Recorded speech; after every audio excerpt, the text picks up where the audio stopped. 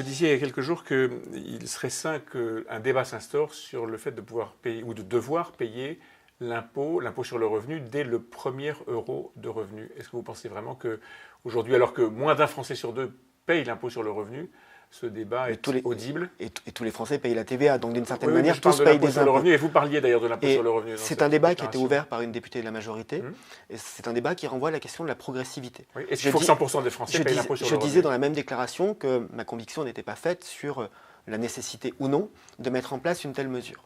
Mais je disais que c'est un débat intéressant, parce que cela renvoie au lien qui existe entre le fait de contribuer et la citoyenneté, entre le fait de contribuer et d'être légitime à exiger un service public de qualité.